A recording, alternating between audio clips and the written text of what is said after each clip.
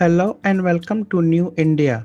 सबसे अच्छी बात है कि ये स्टीरियोटिपिकल एक्सेंट आपको सुनने को नहीं मिलेगा इस मूवी में। The White tiger is a 2021 American drama film directed by Ramin Bahrani.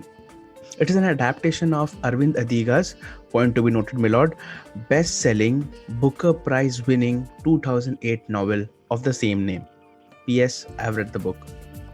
पर उस बात को भूल के we will focus only on the movie The White Tiger just as a standalone movie. Trailer देख के मेरा सबसे पहला और मेजर कंसर्न यही था कि व्हाई हैजंट अरविंद अदिगा, जिसको बुकर प्राइज मिला इस बुक के लिए, not even mentioned in the trailer. इस कंप्लेन को नेटफ्लिक्स ने पहले ही सेकंड में दूर कर लिया। चलो अच्छी बात है। मूवी शुरू होती है एक एक्सीडेंट से and then we go into flashback. You see the world from the eyes of Balram Halwai. यही है हमारे सूत्रधार, as in are narrator.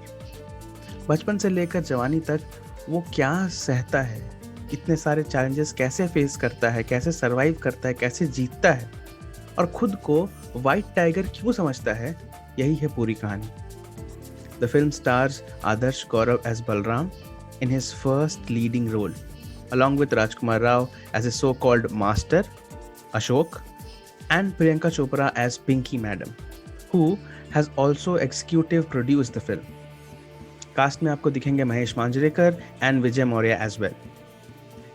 Class और कास्ट डिवाइड आपको देखने को मिलेगा पूरी मूवी में। मास्टर स्लेव डायनामिक कैसा रहता है। बलराम अशोक का नाम नहीं बुला सकता, उसके सेम लेवल पे बैठ नहीं सकता। Balram's duty in life is to serve Ashok and Pinky. इसके अलावा कहानी है ग्लोबलाइजेशन की, इंडिविजुअलिज्म की, फ्रीडम की, सोशल क्लास एंड सोशलिज्म तो है ही। ये है न्यू इंडिया। टाइमलाइन मानिए 2010।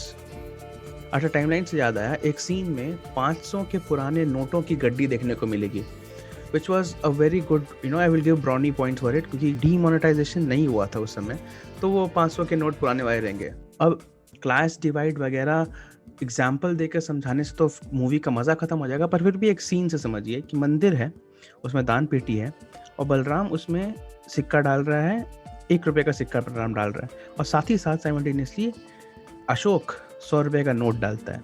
ये बस बहुत ही 1 सेकंड का सीन है और एक फ्रेम में ये होता है और यही सटल मैसेजिंग में आपको बहुत सारा सा कास्ट डिवाइड, क्लास डिवाइड, जैसे ही बोलिए आपको देखने को मिलेगा, अगर आप ऑब्जर्व करें तभी, नहीं तो सब कुछ ऐसे पार हो जाएगा।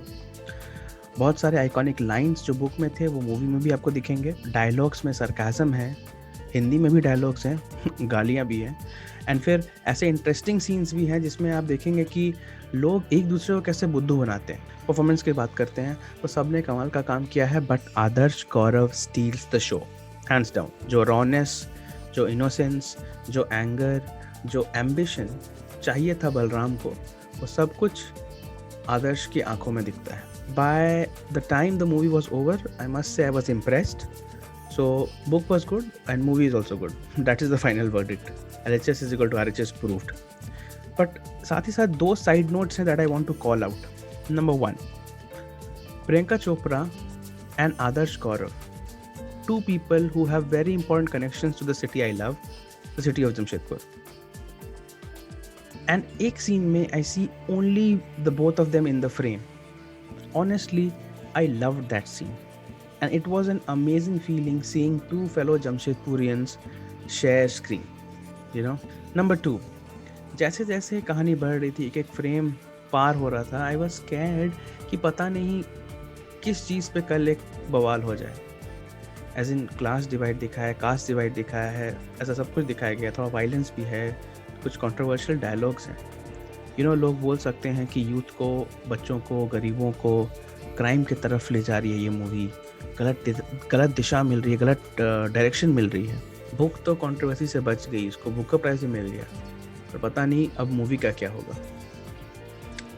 Well, that was a review guys. Hopefully you like this review and even if you didn't, तो एक ही काम है जो मैं आपको करने के लिए कह रहा हूँ। देखिए, एक तो बेसिक ट्रिक है, एक तो लाइक और शेयर ठोक दीजिए, महाकाल का लाइक और शेयर ठोक दीजिए।